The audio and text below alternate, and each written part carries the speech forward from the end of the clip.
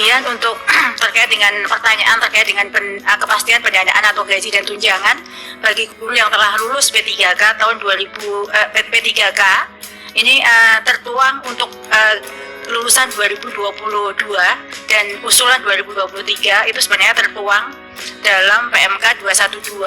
Di dalam PMK tersebut di halaman terakhir setelah lampiran rincian data per daerah dan besaran uang yang terdapat dalam DAU spesifik tersebut tertulis bahwa untuk lulusan 2021 yang baru saja diumumkan itu memiliki TMT daerah pada 7 bulan tahun 2022.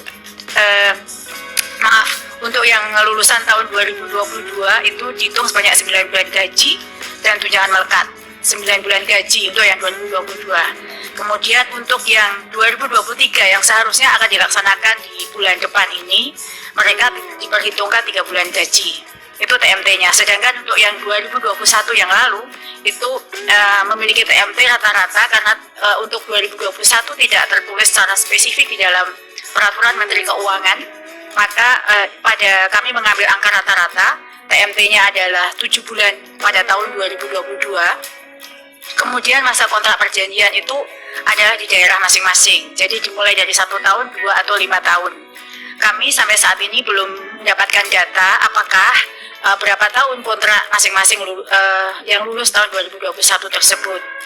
Sebenarnya kami sudah titip pesan kepada Bu Agustina ya terkait dengan kemungkinan untuk merevisi PP 49 tahun 2018 agar guru P3K tidak lagi perlu perpanjangan kontrak supaya kita bisa menyelesaikan setiap episode yang kita selesaikan setiap tahun itu tidak perlu lagi kita melihat apakah di tahun depan diperpanjang atau tidak.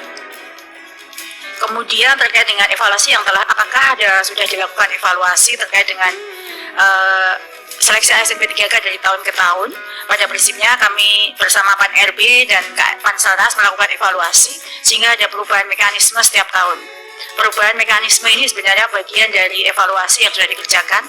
Tadi Pak Deputi sudah menyampaikan bahwa kemudian ada observasi dan lain sebagainya, perubahan yang tertuang dalam Permen PAN-RB maupun Juknis Permendikbud itu adalah dasar dari evaluasi yang kita lakukan.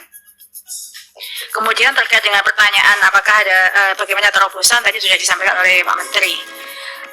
Begitu Kang Ferdi, nanti data ada sudah saya sampaikan. Jika untuk membreakdown sampai ke tiap jenjang dan daerah, kami perlu waktu 1 minggu untuk mengirimkan kepada Bapak. Kemudian untuk Pak Hairul Amri dan Pak Nur Purwosidi, terima kasih untuk masukannya. Jadi karena memang saat ini dengan kerjasama yang baik dengan KR lain itu sudah banyak formasinya 278.000. Namun memang kami masih perlu 1 ronde lagi dan permohonan kami sudah diterima oleh Pak Deputi untuk dibuka lagi agar bisa mengakomodir lebih banyak lagi P1 sehingga tidak ada lagi yang tersisa.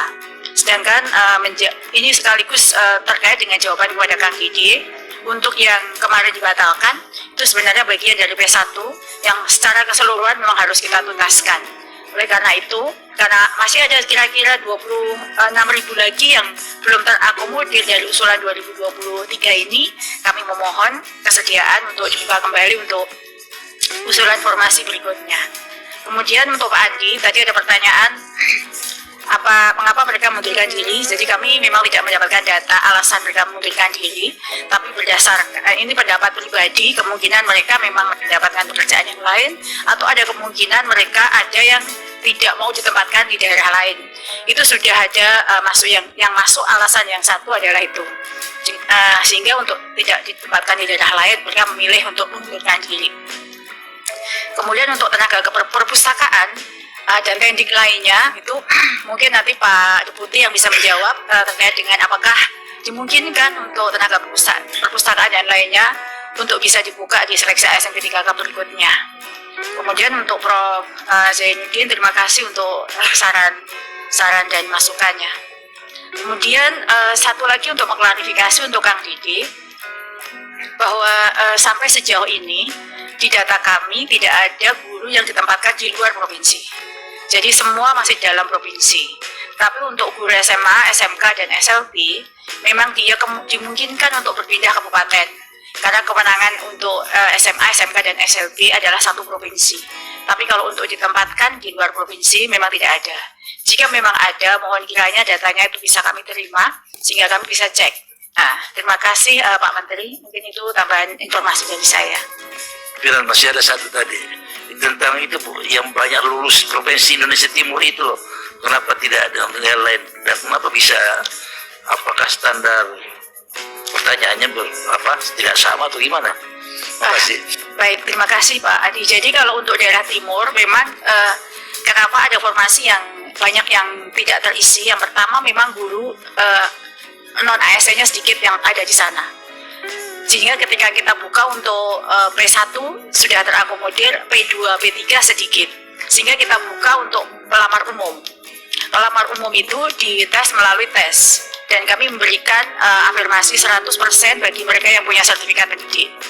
Dan ketika mereka masuk melalui jalur ujian itulah memang tidak terisi. Tapi pada prinsipnya memang karena tidak tersedia guru di sana. Dan sistem kita tidak memungkinkan untuk memindah daerah dari provinsi lain yang kelebihan guru ke provinsi yang daerahnya kekurangan guru. Jadi memang dibatasi ruang lingkupnya satu provinsi, sehingga tidak ada, jika dimungkinkan untuk pindah dan mengundang kesediaan bagi guru-guru itu untuk mengisi daerah lain, itu masih dimungkinkan, karena memang di provinsi lain kelebihan, di sana kekurangan. Itu Pak Adi, terima kasih.